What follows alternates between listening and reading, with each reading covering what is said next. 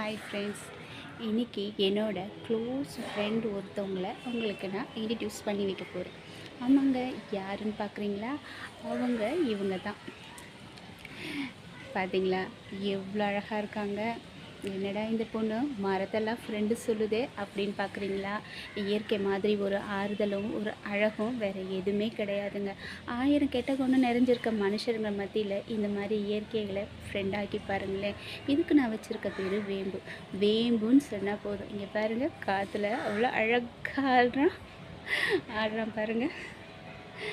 ஆமாங்க, எனக்கு ரொம்ப மனசு கஷ்டம் இருந்தால் இந்த வேம்புக்கிட்ட வந்து நான் பேசுவேன். காற்றுல இதோடைய இலை வருடும் பொழுது என் அம்மா எனக்கு ஆறுதல் சொல்கிற மாதிரியே இருக்கும். ரொம்ப சந்தோஷமாக இருந்தாலும் இதை நான் கட்டிப்பிடிச்சி ரொம்பவே சந்தோஷப்படுவேன்.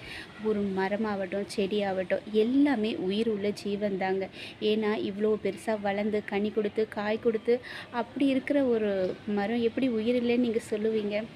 அதுக்கு உயிர் இருக்குது, அன்பு இருக்குது, பாசம் இருக்குது, எல்லாமே இருக்குது. கொஞ்சம் நீங்கள் இயற்கையை நேசித்து பாருங்கள். அது உங்கள் எல்லா பிரச்சனையுமே சால்வ் ஆகும்.